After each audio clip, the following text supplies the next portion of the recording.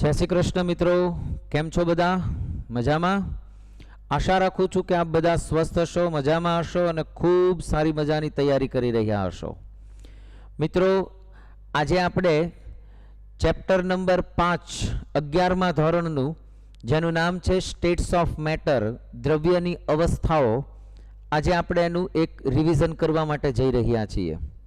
મિત્રો, રિવિઝનની અંદર થોડી તમને વાત એ કરી દઉં કે આપણે મુખ્ય ટોપિકને ફટાફટ રિવાઇઝ કરી એને રિલેટેડ કેટલીક અગત્યની બાબતોની ડિસ્કશન કરી અને આગળ વધશું।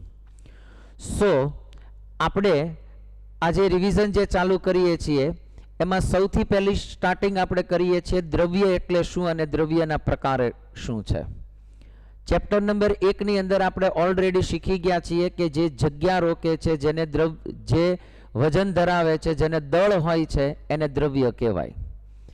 તો સામાન્ય રીતે દ્રવ્યના ભૌતિક ગુણધર્મોને આધારે એના ત્યાં આપણે 3 પ્રકારો નક્કી કર્યા હતા, ઘન, પ્રવાહી અને વાયુ।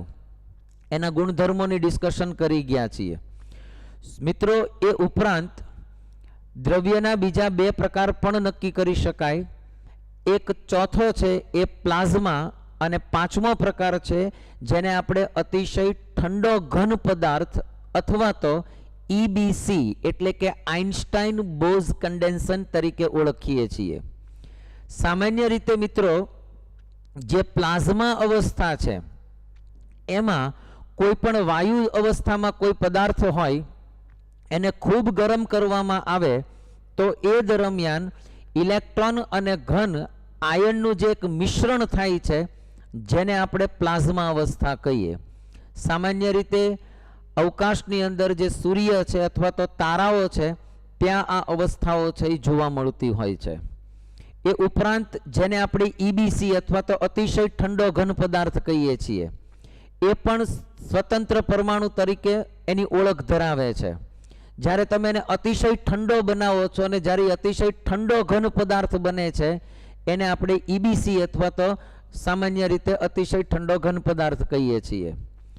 આ ઉપરાંત મારે એક બાબતની ડિસ્કશન કરવી છે, જે મુદ્દો છે ત્રિબિંદુ, જેને અંગ્રેજીમાં આપણે ટ્રિપલ પોઈન્ટ તરીકે ઓળખીએ છીએ। તો મિત્રો, ટ્રિપલ પોઈન્ટ શું છે? સામાન્ય રીતે કોઈ એક જ પદાર્થ હોય તો એની જુદી જુદી 3 અવસ્થા બનતી હોય, ઘન, પ્રવાહી કે વાયુ। જ્યારે એક જ પદાર્થની 3 અવસ્થા એકબીજાને સંતુલનમાં હોય તો એ દરમિયાન મળતું જે તાપમાન અને દબાણ હોય એને એનું ટ્રિપલ પોઈન્ટ કહેવાય। ઉદાહરણ તરીકે, જો ઘન પદાર્થ તરીકે હું બરફ લઉં, એને પ્રવાહી તરીકે જો પાણી લઈએ અને એને વાયુ તરીકે જો હું પાણીની બાષ્પ કહું તો આ ત્રણેય એકબીજાની સાથે જ્યારે સંતુલન અવસ્થામાં હોય, મતલબ કે ત્રણેય સતત એકબીજાની અંદર રૂપાંતરણ થયા કરતા હોય, સતત એકબીજાની અંદર રૂપાંતરણ થતા હોય, રાઈટ? તો આ દરમિયાન જે તાપમાન હોય એ કોઈ ચોક્કસ તાપમાને અને ચોક્કસ દબાણે જ આ વસ્તુ શક્ય બને, ગમે ત્યારે નહીં શક્ય બને। તો એ દરમિયાન મળતું જે તાપમાન હોય, રાઈટ, અને એ દરમિયાન મળતું જે દબાણ હોય, એ તાપમાન અને દબાણને આ ત્રણેય એકબીજામાં રૂપાંતરણ કરતા હોવાથી તેનું ટ્રિપલ પોઈન્ટ એટલે કે ત્રિબિંદુ કહેવાય।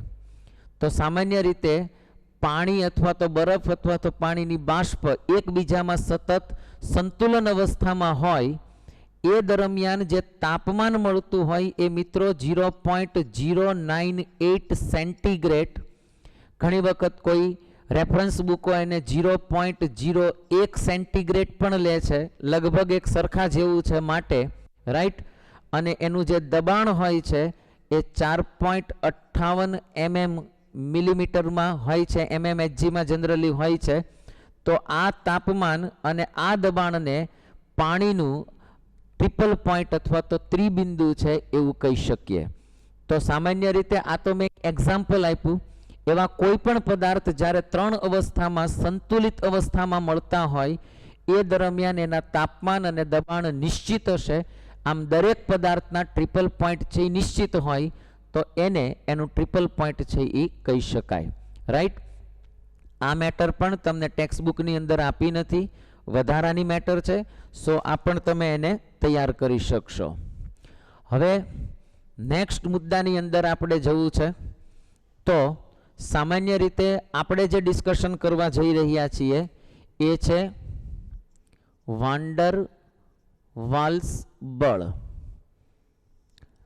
સામાન્ય રીતે કોઈ સંયોજનો બનતા હોય, બરાબર, તો એ કોઈ બે અણુ કે બે પરમાણુ કે બે આયનોની વચ્ચે કોઈ રાસાયણિક પ્રક્રિયા થઈ અને બંધ બનતા હોય, જુદા જુદા પ્રકારના આયનિક બંધ હોય, સહસંયોજક બંધ હોય, આવા કોઈ પણ પ્રકારના બંધ બની અને સંયોજનો બની શકતા હોય. પણ જ્યારે કોઈ બે અણુ વચ્ચે, શું કહું છું, જ્યારે બે કોઈ અણુ વચ્ચે વગર બંધે એકબીજા પ્રત્યે આકર્ષણ અનુભવાતું હોય અથવા તો આકર્ષણ બળ લાગુ પડતું હોય, આ પ્રકારનું આકર્ષણ બળ બીજા એક પણ બળથી સમજાવી ન શકાતું હોય તો એવા આકર્ષણ બળને વાન ડર વાલ્સ બળ કહી શકાય.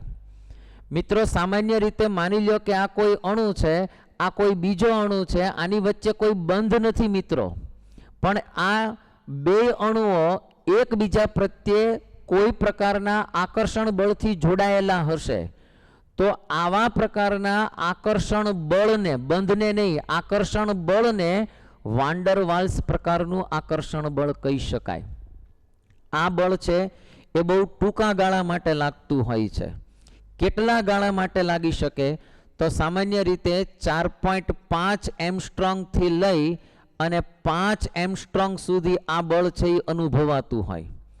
એમસ્ટ્રોંગની બદલે પાઇકોમીટરમાં લ્યો તો 450 પાઇકોમીટરથી લઈને 500 પાઇકોમીટર સુધી જનરલી આ બળ છે એ અનુભવાતું હોય. હવે બે અણુઓ વચ્ચે આ પ્રકારનું લાગતું આકર્ષણ બળ છે, એના ઉપરથી જ ઘણી વખત ઘન પ્રવાહી અને વાયુનું ભૌતિક મૂલ્યાંકન છે એ શક્ય બનતું હોય.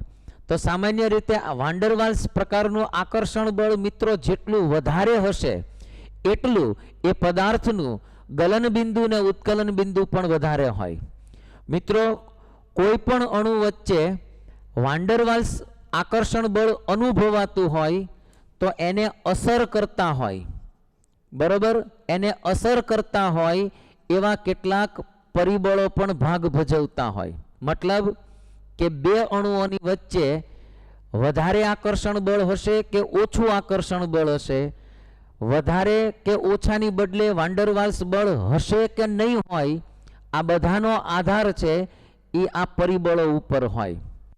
સામાન્ય રીતે જેમ પહેલું જે પરિબળ છે એ છે અણુનો આકાર. રાઈટ. જેમ અણુનો આકાર વધારે હશે અથવા તો જેમ અણુનો આકાર મોટો હશે એમ વાન ડર વાલ્સ આકર્ષણ બળ વધુ જોવા મળશે. રાઈટ. બીજો જે પ્રકાર છે અથવા તો એના પરિબળ છે એ છે જે અણુ છે એમાં રહેલા જે ઇલેક્ટ્રોન છે એની સંખ્યા. જેમ ઇલેક્ટ્રોનની સંખ્યા વધારે હશે એમ કેન્દ્ર અને ઇલેક્ટ્રોન વચ્ચે આકર્ષણ બળ વધશે. પરિણામે એમાં પણ વાન ડર વાલ્સ આકર્ષણ બળ વધવાની શક્યતા છે. ત્રીજું કે સંપર્ક સપાટી. કોની સંપર્ક સપાટી? તો કે બે અણુઓ જે એકબીજાની નજીક હશે એની સંપર્ક સપાટી જેટલી વધારે હશે, જેટલી એની સંપર્ક સપાટી વધારે હોય એમ વાન ડર વાલ્સ આકર્ષણ બળ વધવાના ચાન્સ રહેશે. અને સૌથી અગત્યનું જે મેં અહીંયા ડિસ્કશન કર્યું કે બે અણુઓની વચ્ચે, બરોબર, અણુઓની વચ્ચે રહેલું જે સરેરાશ અંતર છે, ડિસ્ટન્સ છે, એના ઉપર પણ એનો આધાર હશે. જો અંતર વધારે હશે મિત્રો તો વાન ડર વાલ્સ આકર્ષણ બળ ઓછું હશે અને જેમ અંતર ઓછું હશે એમ એ બંને વચ્ચે વાન ડર વાલ્સ આકર્ષણ બળ વધુ હશે. તો મિત્રો, પ્રશ્ન એવો પૂછી શકાય કે કોઈ પણ વાન્ડરવાલ્સ આકર્ષણ બળ છે એનો આધાર કયા પરિબળો ઉપર હોય, તો આ મૂળ 4 પરિબળો છે. એક તો અણુનો આકાર, આની ચર્ચા હજી હું આગળ જતા કરવાનો છું ફરી પાછો, રાઈટ.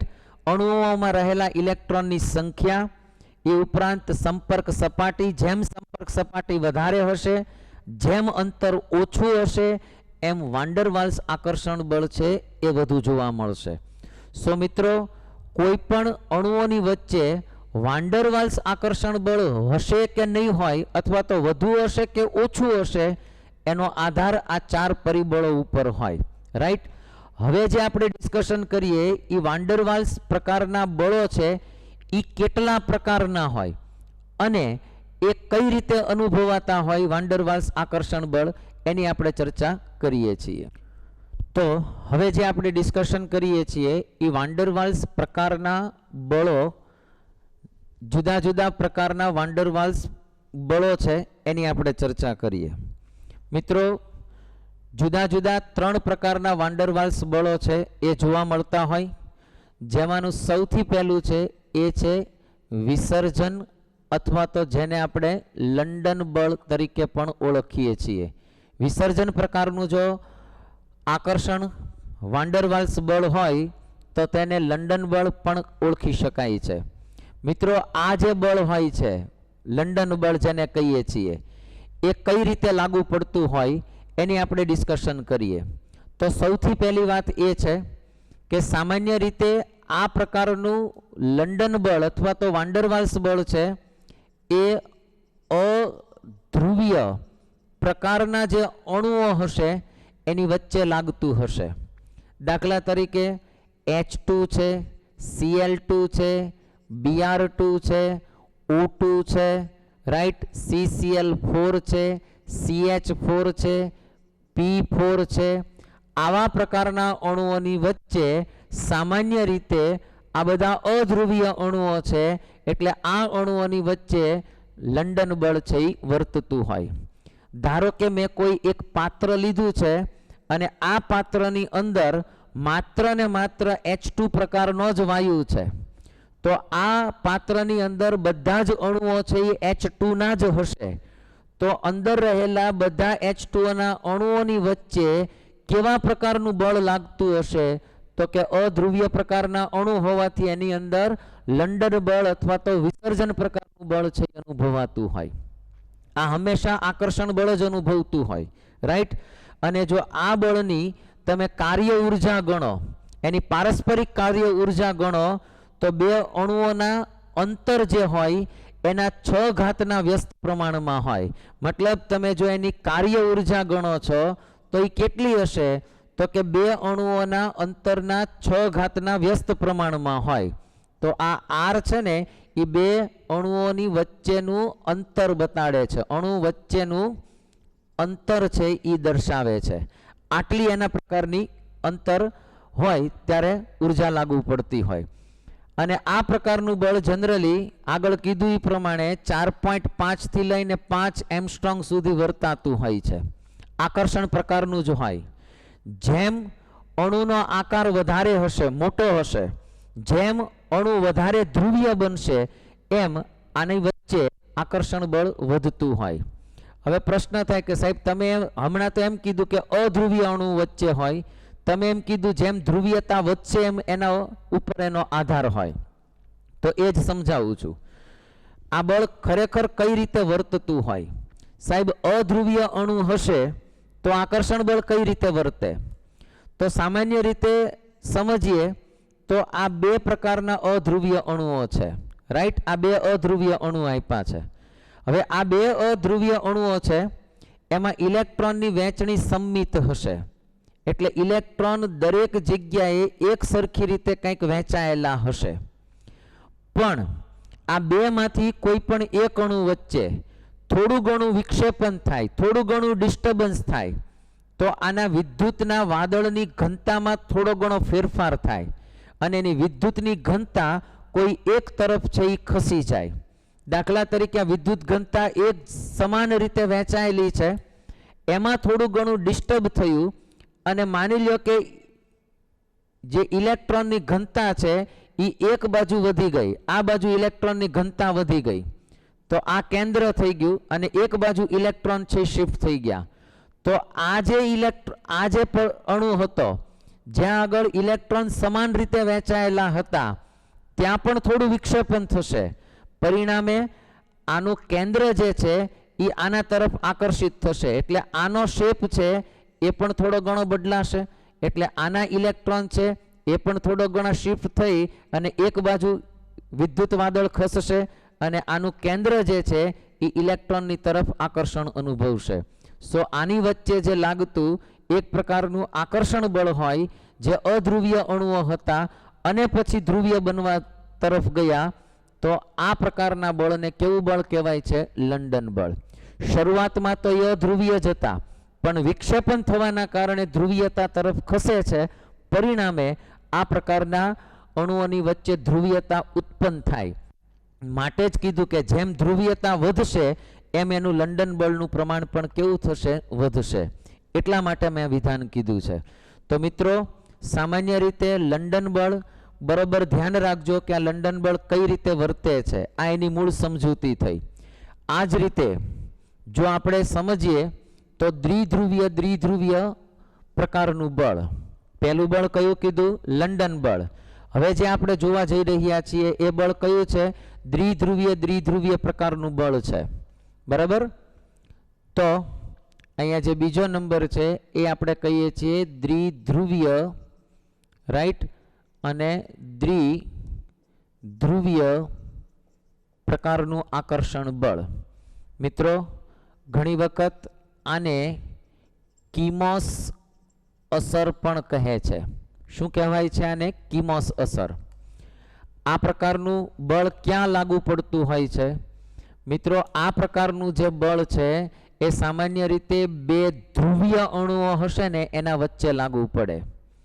દાખલા તરીકે અહીંયા હું એક ધ્રુવીય અણુ દોરું છું, H અને Cl, જેને આપણે HCl નો અણુ કહી શકીએ.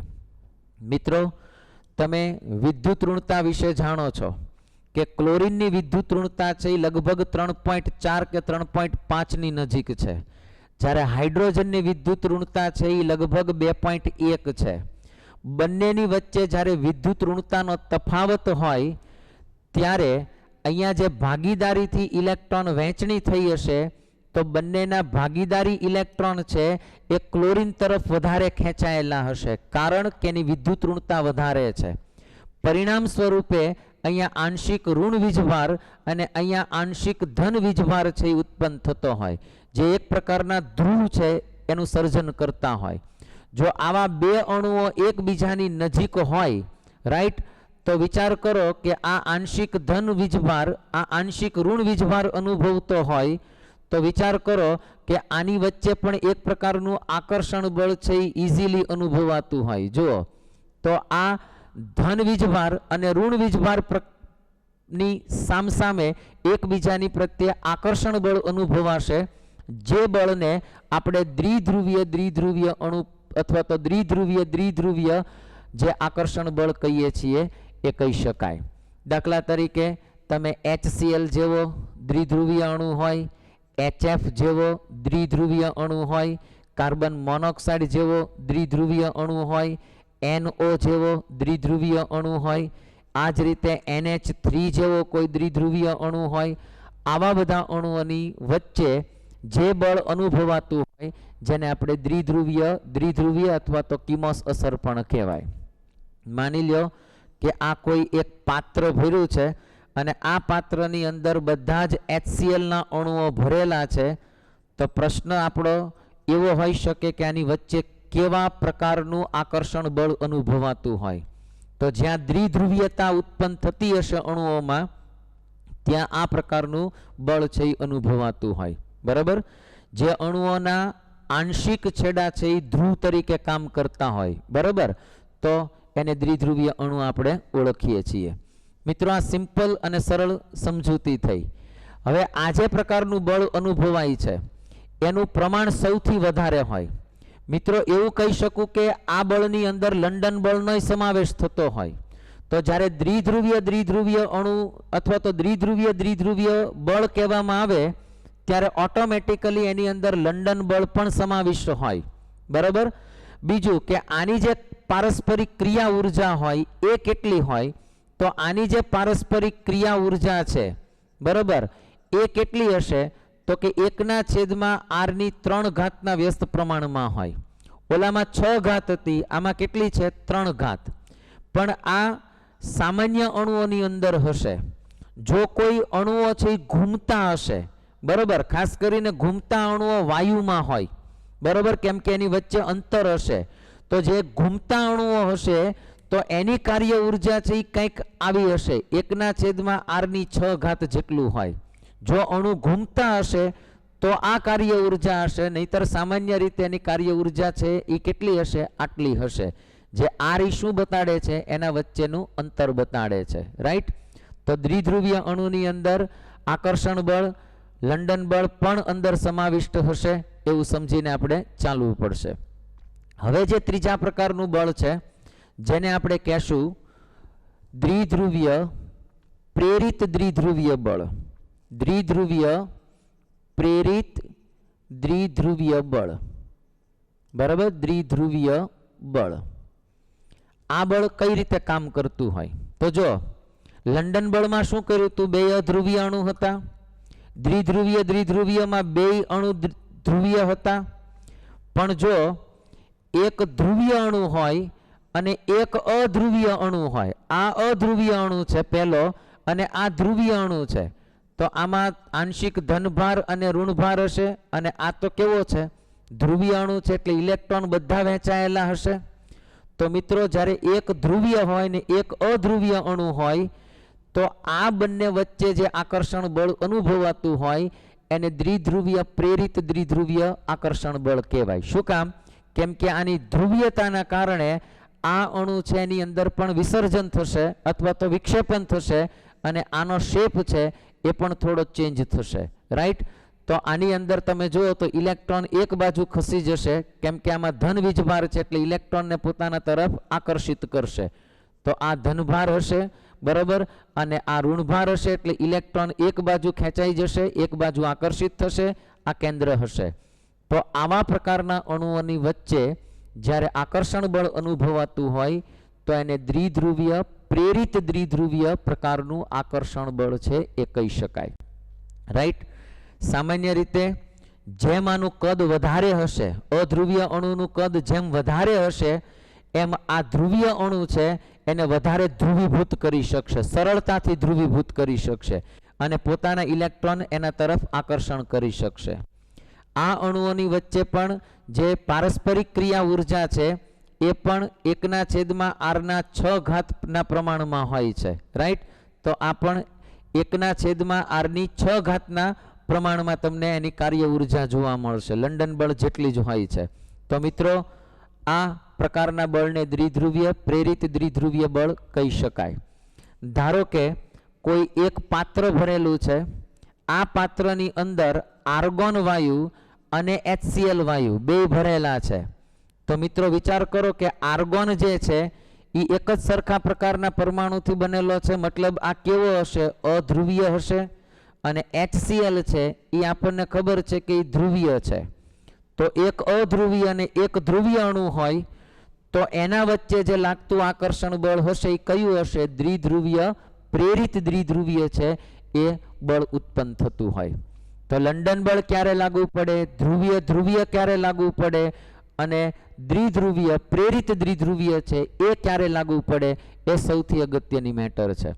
તો જુદા જુદા પ્રકારના આવા બળોની ડિસ્કશન છે એ અહીંયા કરવામાં આવી છે. આ ઉપરાંત એક નાનકડી બાબતની આપણે જો ચર્ચા કરવી હોય તો એ છે હાઇડ્રોજન બંધ. મિત્રો આમ જુઓ તો ચોથા ચેપ્ટરની અંદર તમારે હાઇડ્રોજન બંધ છે એ થોડું વધારે ડિટેલમાં આવે છે. એમ છતાં એક વખત જે આ ચેપ્ટર પૂરતી આપણે ડિસ્કશન કરવાની છે એ હાઇડ્રોજન બંધ શું છે અને આને રિલેટેડ તમારી સાથે થોડી ચર્ચા કરું. મિત્રો નાઇટ્રોજન, ફ્લોરિન અને ઓક્સિજન આવા જે તત્વો છે, બરાબર, આવા તત્વોની વિદ્યુત ઋણતા ખૂબ વધારે છે અને આ જે તત્વો છે એ ત્રણેય તત્વોની પાસે સામાન્ય રીતે અબંધકારક ઇલેક્ટ્રોન યુગ્મ પડેલા હશે, રાઈટ?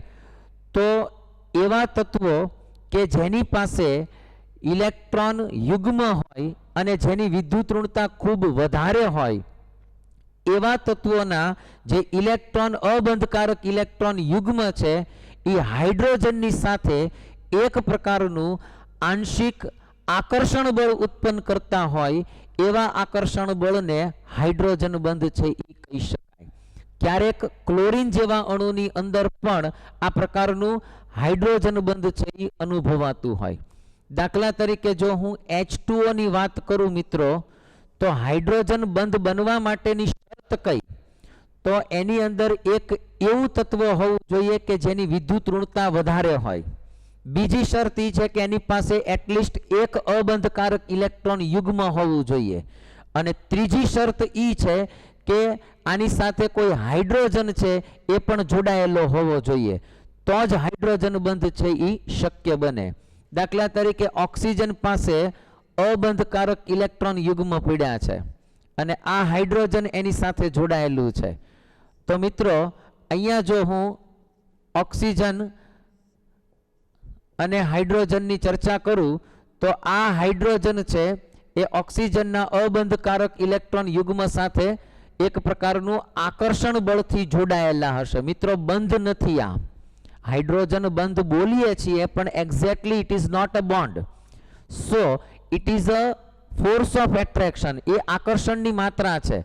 તો આ પ્રકારનું એક આકર્ષણ બળ છે એ મિત્રો ઉદ્ભવતું હોય, જેને આપણે હાઇડ્રોજન બંધ તરીકે ઓળખીએ છીએ, રાઈટ? અને સામાન્ય રીતે હાઇડ્રોજન બંધને દર્શાવવા માટે ડોટેડ લાઈન એટલે કે આવી ટપકાવાળી લાઈનથી એને દર્શાવવામાં આવતું હોય. જેમ વિદ્યુત ઋણતા વધારે હશે એમ પ્રબળ હાઇડ્રોજન બંધ છે એ બનતો હશે. સો આમાં કરતા જો HF હોય તો એમાં વધારે હાઇડ્રોજન બંધ પ્રબળ હશે. એમોનિયાની અંદર પણ એ જ રીતે હાઇડ્રોજન બંધ છે એ બની શકતો હોય. દાખલા તરીકે એમોનિયાની અંદર તમે જુઓ તો 3 હાઇડ્રોજન છે એ જોડાયેલા હશે. એ જ રીતે જો તમે એમોનિયાનો બીજો અણુ દોરો મિત્રો, તો અહીંયા આગળ પણ 3 હાઇડ્રોજન છે એ જોડાયેલા છે. આ અબંધકારક ઇલેક્ટ્રોન યુગ્મ અને હાઇડ્રોજન વચ્ચે જે બંધ બનતો હશે એને આપણે શું કહીએ છીએ? હાઇડ્રોજન બંધ. મિત્રો આની માત્રા પણ સારી હોય છે. ખાસ કરીને જેમ હાઇડ્રોજન બંધનું પ્રમાણ વધારે હોય એમ એ પદાર્થના એ સંયોજનના ગલન બિંદુ અને ઉત્કલન બિંદુ ઊંચા હોય અને નોંધપાત્ર હોય છે. 100 કિલો જૂલ પ્રતિ મોલમાં આ ક્યારેક ઉર્જા છે એ જોવા પણ મળતી હોય છે. મિત્રો 10 થી લઈને 100 સુધી જોવા મળતી હોય, અલગ અલગ હોઈ શકે. બીજી વાત એ છે કે દ્વિધ્રુવીય પ્રકારના જે આકર્ષણ બળ છે એ હાઇડ્રોજન બંધની અંદર જ આવશે. તો હાઇડ્રોજન બંધ છે એ પણ એક પ્રકારનું દ્વિધ્રુવીય આકર્ષણ બળ જ છે. તો ક્યારેક એવો પણ પ્રશ્ન પૂછાય કે આ પ્રકારનું જે આકર્ષણ બળ છે એ કયું છે? તો એ પણ દ્વિધ્રુવીય આકર્ષણ બળ છે, રાઈટ? અને આની સાથે સાથે જો એક નાનકડી ચર્ચા કરું મિત્રો, તો એ છે ઉષ્મીય ઉર્જાની. મિત્રો કોઈ પણ પદાર્થની અંદર જે એની ભૌતિક અવસ્થા છે એ નક્કી કરવા માટે ઉષ્મીય ઉર્જા છે અને એની વચ્ચેનું આંતર આણ્વીય આકર્ષણ બળ છે એ ખૂબ જ અગત્યનું છે. સામાન્ય રીતે કોઈ અણુ કે પરમાણુઓના જે દોલન થતા હોય, જે ગતિ થતી હોય, એના કારણોસર એમાં ઉત્પન્ન થતી જે ઉર્જા છે એને જ એની ઉષ્મીય ઉર્જા કહેવાય. તો સામાન્ય રીતે કોઈ પણ પદાર્થની ઉષ્મીય ઉર્જા છે એનો આધાર છે એ તાપમાન ઉપર હોય. મિત્રો જેમ તાપમાન છે એ વધે એમ એની ઉષ્મીય ઉર્જા છે બરાબર એ વધશે, રાઈટ? તો તાપમાન અને ઉષ્મીય ઉર્જાને સીધો સંબંધ છે. જેમ તાપમાન વધશે એમ ઉષ્મીય ઉર્જા વધે. જેમ ઉષ્મીય ઉર્જા વધશે એમ અણુઓની વચ્ચેનું અંતર વધશે અને જેમ અણુઓની વચ્ચેનું અંતર વધશે એમ એક દ્રવ્યની અવસ્થામાંથી બીજી દ્રવ્યની અવસ્થામાં રૂપાંતરણ થઈ શકે. ફોર એક્ઝામ્પલ, ઘન પદાર્થ હોય તેમાં ઉષ્મીય ઉર્જાનું પ્રમાણ ઓછું હોય, બરાબર? એટલે એના અણુઓની વચ્ચેનું અંતર ઓછું હશે. તમે આમાં તાપમાન વધારો, ઉષ્મીય ઉર્જા વધશે એટલે અણુઓની વચ્ચેનું અંતર વધશે એટલે ઘનમાંથી પ્રવાહીની અંદર રૂપાંતરણ થઈ શકે. ફરી પાછું તમે આનું તાપમાન વધારશો તો એના અણુઓની વચ્ચેનું અંતર વધશે તો એ પ્રવાહીમાંથી વાયુમાં રૂપાંતરણ થઈ શકે. તો ઉષ્મીય ઉર્જા અને આંતર આકર્ષણ બળ આ બે વસ્તુ એવી છે કે જે ઘન, પ્રવાહી કે વાયુ એ અવસ્થા નક્કી કરવા માટે જવાબદાર હોય.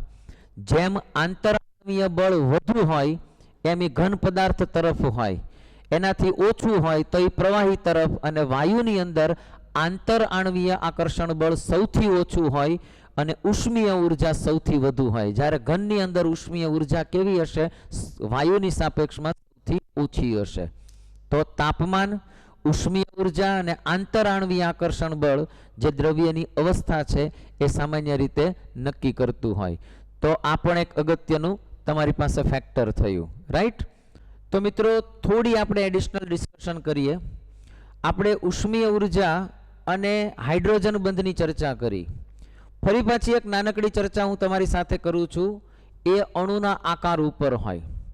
મિત્રો, જેમ અણુનો આકાર મોટો હશે, જેમ અણુનો કદ વધશે, બરોબર, એમ એની વચ્ચે લંડન બળ એટલે કે એક પ્રકારનું વાન્ડરવાલ્સ લંડન બળ છે એનું પ્રમાણ વધશે.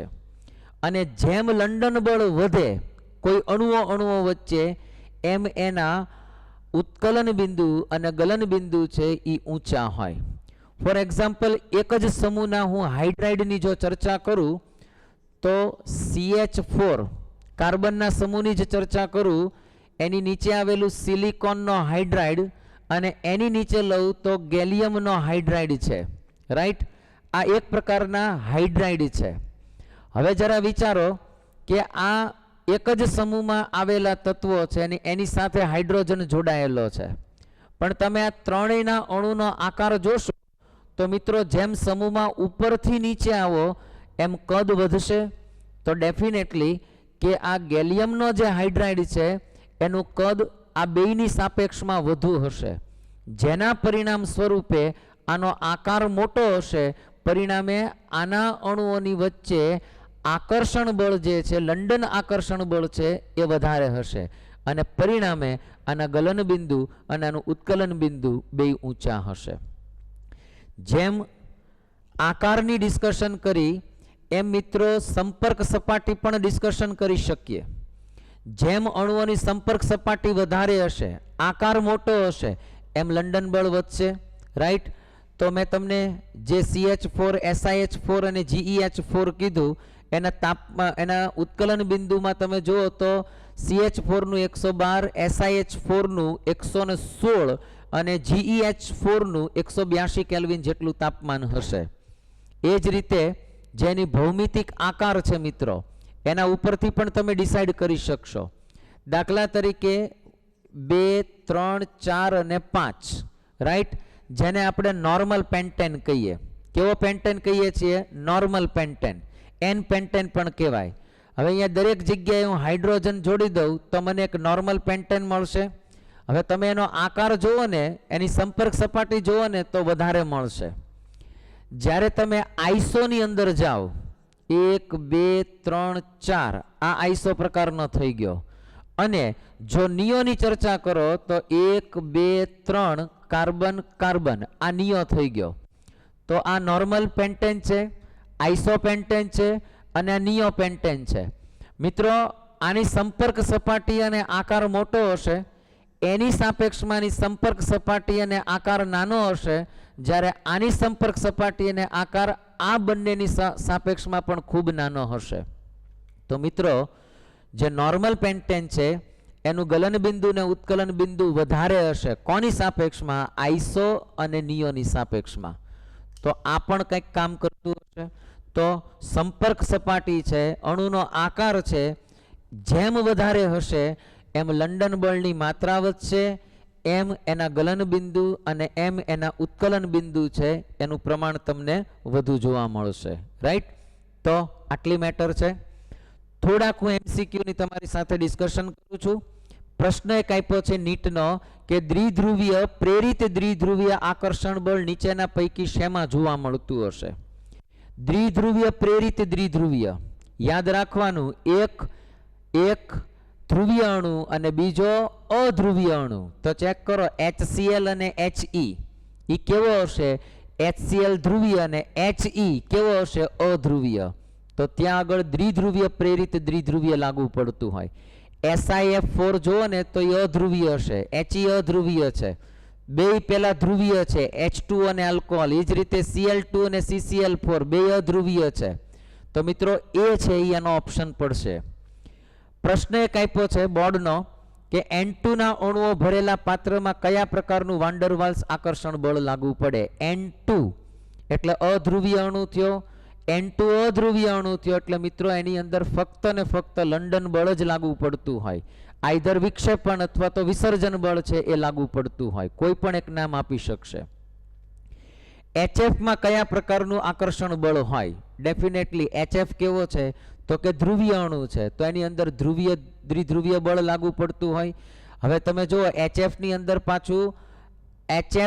અંદર પાછું હાઇડ્રોજન બંધાઈ હશે, બરાબર, અને HF ની અંદર જો દ્વિધ્રુવીય બળ હોય તો એની અંદર લંડન બળે હોય. તો એક ઓપ્શન તમારો બધા જ આપેલા છે એ સાચા પડી શકે. એની અંદર આંતરાણવીય H બંધાઈ હશે, દ્વિધ્રુવીય બળે હશે, અને દ્વિધ્રુવીય હોય તો લંડન બળ અંદર પોતે હોય જ. તો તમારો ઓપ્શન કયો સાચો પડશે? સી, જેમાં આપ્યું છે આપેલા બધા જ તમામ. રાઈટ. નીચેનામાંથી કયા વાયુમાં પ્રબળ લંડન બળ જોવા મળશે?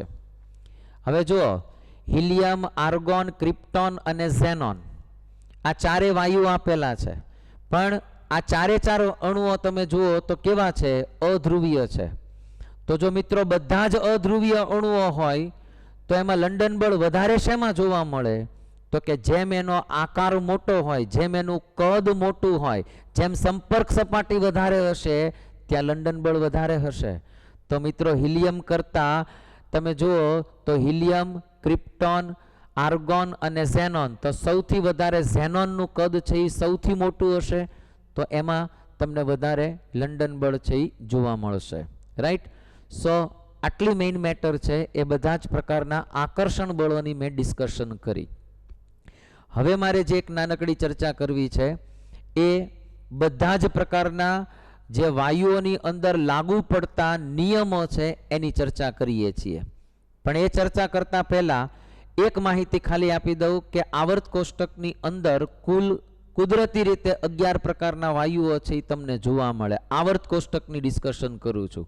એમાં એક હાઇડ્રોજન આવશે, નાઇટ્રોજન આવશે, ઓક્સિજન આવશે, ફ્લોરિન આવશે અને ક્લોરિન આવશે. હાઇડ્રોજન, નાઇટ્રોજન, ઓક્સિજન, ફ્લોરિન અને ક્લોરિન. રાઈટ.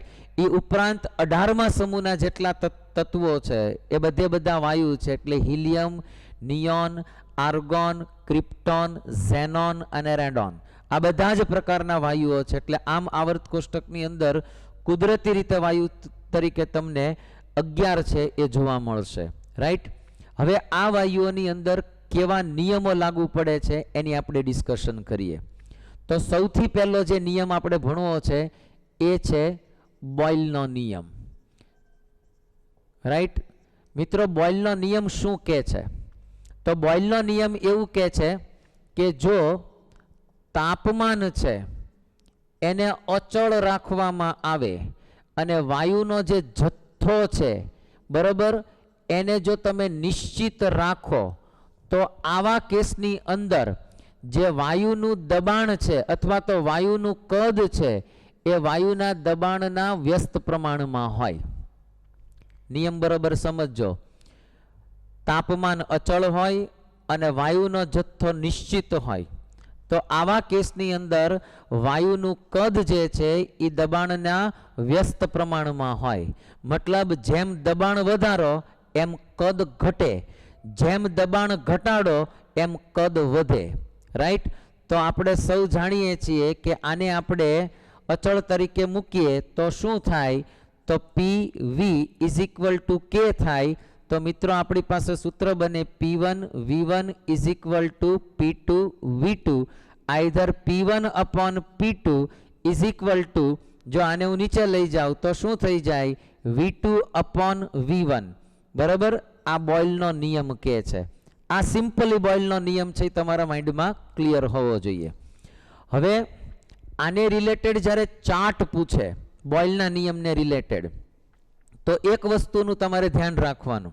શું ધ્યાન રાખવાનું? કે આમાં જે ચાર્ટ હું તમને અહીંયા અલગ અલગ પ્રકારના બતાડું છું, જેમાં પી વિરુદ્ધ વીનો ચાર્ટ હશે. મતલબ કે તમને જ્યારે એવું પૂછવામાં આવે કે આ કોના નિયમનું પાલન કરતો હોય એવો ચાર્ટ છે, તો યાદ એટલું હોવું જોઈએ કે જ્યારે દબાણ વિરુદ્ધ કદનું અથવા તો કદ વિરુદ્ધ દબાણનો ચાર્ટ હોય તો એ બોઇલનો નિયમ છે એ બતાડશે. કેમ કે એમાં તાપમાન અચળ હશે અને દ્રવ્યનો જથ્થો છે, મતલબ કે વાયુનો જથ્થો છે એ કેવો હશે? નિશ્ચિત. રાઈટ? તો આ દબાણ અને કદ વિરુદ્ધમાં જો તમે ચાર્ટ જુઓ તો એ બોઇલનો નિયમ લાગુ પડે. પણ કયો સાચો છે કયો ખોટો છે એવું પૂછે ત્યારે તમારે ચેક કરવાનું. જો જુદા જુદા બે તાપમાને તમને ચાર્ટ આપ્યો છે, પી વિરુદ્ધ વીનો ચાર્ટ આપ્યો છે, પણ જો તમે બીજો ચાર્ટ જુઓ ને મિત્રો, તો એ પી વિરુદ્ધ વીનો નથી, પી વિરુદ્ધ 1/v નો ચાર્ટ છે. જો પી વિરુદ્ધ 1/v નો ચાર્ટ હોય તો એનું શરૂઆત છે એ ઉદ્ગમમાંથી થાય, મતલબ અહીંથી શરૂઆત થતી હોય, તમે ચેક કરો. અથવા તો ઊંધું હોય, વી વિરુદ્ધ 1/p નો ચાર્ટ હોય તો પણ એ ઉદ્ગમમાંથી શરૂ થતો હોય. એટલે પ્રશ્ન આમાં ડિટેલથી પણ પૂછી શકાય કે આમાં બોઇલના નિયમ માટે પી વિરુદ્ધ વી નો ચાર્ટ કયો છે, અથવા તો પી વિરુદ્ધ 1/v કે વી વિરુદ્ધ 1/p નો ચાર્ટ કયો છે, તો એ ઉદ્ગમમાંથી શરૂ થતો હોય. જો log p versus log v નો ચાર્ટ હોય અથવા તો log v versus log p નો ચાર્ટ હોય તો એ તમને આવો ઢાળવાળો ચાર્ટ છે એ મળશે. રાઈટ? અથવા જો તમને એક ચાર્ટ આવો પૂછ્યો હોય કે પીવી વિરુદ્ધ વી અથવા તો પીવી વિરુદ્ધ પી, આવો જો ચાર્ટ પૂછ્યો હોય તો એ તમને કોન્સ્ટન્ટ એટલે કે એક પ્રકારનો અચળ પ્રકારનો ગ્રાફ છે એ તમને જોવા મળશે. તો આ જુદા જુદા બોઇલને નિયમના લગતા મેં ચાર્ટની ડિસ્કશન કરી.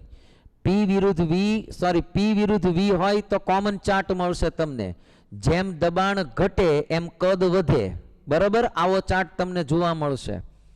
પી વર્સિસ 1/v કે વી વર્સિસ 1/p તો ઉદ્ગમમાંથી.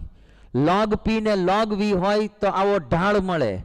પીવી વર્સિસ વી અથવા તો પીવી વર્સિસ પી તો તમને આવો કોન્સ્ટન્ટ પ્રકારનો ચાર્ટ છે એ જોવા મળશે. તો આને આપણે બોઇલના નિયમ તરીકે ઓળખાવી શકીએ અથવા તો બોઇલ માટે આપણે લાગુ પાડી શકીએ. બરાબર? આટલી ખબર પડવી જોઈએ. હવે થોડીક ઘનતા સાથેની હું ડિસ્કશન કરું. રાઈટ? તો ઘનતાને અને આને શું લાગે વળગે? તો મિત્રો તમે જાણો છો કે ઘનતા એટલે કે ડી એટલે શું થાય? તો કે ભાઈ દળના છેદમાં કદ થાય, એટલે કે m ના છેદમાં v થાય. આ એક કોમન વસ્તુ થઈ. રાઈટ? ઘનતા માટે તમે આવું કહી શકો. આપણી પાસે બોઇલનો નિયમ છે કે પીવી વિરુદ્ધ કે, એટલે કે પીવી ઇઝ ઇક્વલ ટુ કે, જ્યાં આ અચળ છે. રાઈટ? આ અચળાંક છે, અચળ નથી પણ શું છે? આ અચળાંક છે. પણ આ સમયે તાપમાન અને વાયુનો જથ્થો કેવો હોવો જોઈએ? અચળ. આવું કહી શકીએ? તો બરોબર જોજો, અહીંયા આગળ હું આમ લખું છું કે D is equal to m/v, આવું લખું છું.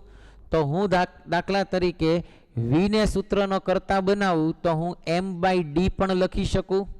રાઈટ? તો અહીંયા ચેક કરો કે પી, આને લખી નાખું m અને એના છેદમાં d ઇઝ ઇક્વલ ટુ શું થયું? કે થયો. તમારી પાસે સૂત્ર બન્યું પી m/d. જો v ની જગ્યાએ મેં m/d મૂક્યું તો મને આ સૂત્ર મળી ગયું. બરાબર છે? આ સૂત્રના કર્તા તરીકે હું ડી ને બનાવું તો સૂત્રનો કર્તા ડી બનાવું તો શું થાય? ડી અહીંયા આવી ગયો તો પી m ના છેદમાં કે. મિત્રો વાયુનો જથ્થો કેવો છે? અચળ. એટલે m અચળ થઈ ગયો અને કે પોતે અચળ છે. જુઓ, તો એનો મતલબ એમ થયો કે D is equal to m/k, જે અચળ છે, અને એને ઇન્ટુ પી. આને હું અચળ છે અને દૂર કરી દઉં તો હું આવું કહી શકું કે ડી સમચલે છે પી. એનો મતલબ એમ થયો મિત્રો કે જેમ તાપમાન અચળ હશે અને દ્રવ્ય વાયુનો જથ્થો અચળ હશે તો વાયુની ઘનતા છે એ વાયુના દબાણને સમપ્રમાણમાં હોય. જેમ દબાણ વધે એમ ઘનતા વધે, જેમ દબાણ ઘટે એમ ઘનતા ઘટે. મિત્રો એટલે જ તમે ઊંચે જાઓ છો, મતલબ કે પર્વતો ઉપર જાઓ છો, તો એ સમયે શું થશે તો કે વાયુની ઘનતા છે એમાં ઘટાડો થાય. તો આના ઉપરથી તમે આવું પણ કહી શકો છો, D = Kp. સો આના ઉપરથી સૂત્ર આવું બને કે D1/P1 = K અને D2/P2 = K. તો મિત્રો આના ઉપરથી તમે લખી શકો કે D1/P1 = D2/P2. તો આમે લખી શકાય D1/D2 = P1/P2. આવું આપણને એક સૂત્ર છે એ મળી શકે, રાઈટ. તો આના ઉપરથી આપણે એક સૂત્ર છે એની તારવણી કરી, ઘનતાને રિલેટેડ પણ એક સંબંધ આપ્યો અને આના ઉપરથી આપણે જુદા જુદા દાખલા પણ ગણી શકીએ. તો બોયલનો નિયમ બે વસ્તુ સમજાવે છે. એક PV = K, તાપમાન અને જથ્થો અચળ અથવા તો નિશ્ચિત, તો જેમ દબાણ વધે એમ કદ ઘટે, જેમ દબાણ ઘટે એમ કદ વધે, અને દબાણ છે એ ઘનતાને સમપ્રમાણમાં હોય. આ બે વસ્તુ છે એ બોયલનો નિયમ સમજાવે અને આ બે સૂત્રો ઉપરથી તમે બોયલના નિયમ ઉપરથી જુદા જુદા દાખલાઓ છે એ ગણી શકશો. આપણે અહીંયા એક બે દાખલાઓની થોડી ચર્ચા કરવી છે, એ એક પછી એક આપણે દાખલાની ચર્ચા કરીએ. તો નિયમ આપણે જોયો, બોયલના નિયમ પ્રમાણે આપણે એવું જોયું, right. P1 V1 = K, that means કે P1 V1 = P2 V2. આવું એક આપણી પાસે સૂત્ર મળ્યું. અને D1/D2 = P1/P2. આવું પણ આપણને એક સૂત્ર મળ્યું. મતલબ કે ઘનતા અને દબાણને સંબંધ છે એ સમપ્રમાણનો છે. મિત્રો જેમ દબાણ ઘટશે એમ ઘનતા છે એ ઘટશે. એટલે તો આપણે ઊંચા પર્વતો ઉપર જ્યારે જઈએ છીએ મિત્રો, તો એ સમયે એનું દબાણ ઘટે છે, હવાનું દબાણ ઘટે એટલે હવાની ઘનતા પણ ઘટે, જેના કારણે આપણને શ્વાસ લેવામાં મુશ્કેલી પડે. એટલે તો પ્રેશર કુકરની અંદર રાંધવાનું કામ થતું હોય છે. અને એટલે જ વિમાન જે હોય છે ઉપર, એની અંદર એક કૃત્રિમ હવાનું દબાણ ઉત્પન્ન કરવામાં આવે છે, કેમ કે એ હજારો મીટર છે એ ઊંચું હોય છે અને ત્યારે વાયુની ઘનતા એકદમ ઓછી હોય, શ્વાસોશ્વાસમાં તકલીફ ન પડે એટલે વિમાનની અંદર એક કૃત્રિમ પ્રકારનું દબાણ છે ઉત્પન્ન કરવામાં આવતું હોય, રાઈટ, જેથી શ્વાસોશ્વાસમાં તકલીફ ન પડે. હવે એક બે દાખલાઓની ચર્ચા કરીએ. મિત્રો અહીંયા એક પ્રશ્ન આપ્યો છે, 500 DM નો ઘન હવાનું એક બાર દબાણે સંકોચન કરી આપણને કીધું છે DM નો ઘન એટલે આમ ગણો તો લીટર થયું. તો મિત્રો V1 આપણને કીધું છે 500 DM નું ઘન અને P1 આપણને કીધું છે 1 બાર, બરાબર. એનું સંકોચન કરી અને હવે કદ જે છે એ 200 DM નો ઘન કરી નાખ્યો છે. તો આની માટે તમારે દબાણ કેટલું લાગુ પાડવું પડે? સીધું સૂત્ર મૂકો, P1 V1 = P2 V2. સૂત્રનો કર્તા કોને બનાવી નાખવાનો? P2 ને. તો આપણું સૂત્ર બની જાય P2 = આપણું સૂત્ર બનશે P1 V1 ના છેદની અંદર મૂકી દઉં તો V2. હવે બધા આંકડા મૂકી દો તો સીધો જવાબ છે તમને મળી શકશે, રાઈટ. NCERT નું એક્સરસાઇઝનો પ્રશ્ન છે. એના ઉપરાંત આપણે જોતા જઈએ તો એક પ્રશ્ન આપણને થોડો અલગથી એક કોમ્પિટિટિવ એક્ઝામનો લીધો છે, ચેક કરતા જઈએ. 27 સેન્ટીગ્રેડ તાપમાને અને 1 બાર દબાણે, તાપમાન આપણને 27 સેન્ટીગ્રેડ એટલે 300 કેલ્વિન આપી દીધું છે. P1 આપણને 1 બાર આપી દીધો છે અને 2.5 લીટર એટલે V1 આપણને 2.5 લીટર કહી દીધું છે, રાઈટ. તો આ નમૂનાને દબાવીને તેનું કદ 500 ml કરવામાં આવે છે. V2 છે એ 0.5 લીટર. આ ઇધર તમે એને 500 ml કહો તો આને 2500 ml કહેવું પડે. તો એ કેટલા ટકાનો દબાણમાં વધારો થયો હશે? જો દબાણ વધે તો કદ ઘટે. કદ 2.5 લીટરમાંથી 0.5 લીટર થઈ ગયું. તો પહેલા સૂત્ર મૂકો, P1 V1 = P2 V2. P2 તમારે જોતું છે તો P1 1 * V1 એટલે 2.5 ના છેદમાં 0.5. આનો તમે જવાબ લ્યો તો આને 1/2 કરી નાખો, ઉપર જશે તો 2.5 ગુણ્યા 2 એટલે આપણને જવાબ કેટલો મળશે? 5/12. કેટલો મળશે? 5/12. પણ મિત્રો જવાબ આપણને ટકાવારીમાં કીધો છે, તો કેટલા ટકા વધારો થયો એવું જાણવું હોય તો ટકા વધારો બરોબર શું થાય? તો કે દબાણમાં થતો વધારો. દબાણમાં કેટલો વધારો થયો? 1 બાર હતું ને એમાંથી 5 બાર થયું, મતલબ કે 4 બારનો વધારો થયો. તો તમારે અહીંયા શું લેવાનું? દબાણમાં થતો વધારો એના છેદમાં મૂકી દેવાનું શરૂઆતનું દબાણ. શું મૂકવાનું? શરૂઆતનું દબાણ અને એને ગુણ્યા 100. ચાલો, વધારો કેટલો થયો? 4. શરૂઆતનું દબાણ 1 અને એને ગુણ્યા 100 એટલે 400% વધારો થયો. કેવી રીતે ખબર પડે? 1 બારમાંથી 5 બાર થયું એટલે વધારો કેટલો થયો? 4 બારનો. 1 બારને 100 ગણો અને 500 ગણો તો 400%નો થયો, એ વધારો થયો. તો આ પ્રમાણે તમારો જવાબ છે એ નક્કી કરી શકાય. રાઈટ? આના ઉપરથી ઘનતાને રિલેટેડ પણ પ્રશ્ન આવે તો પણ તમે નક્કી કરી શકો. ટૂંકમાં આ સૂત્રનો ઉપયોગ કરી અને તમે દાખલાઓ છે અને MCQ છે એ સરળતાથી ગણી શકશો. ઓકે.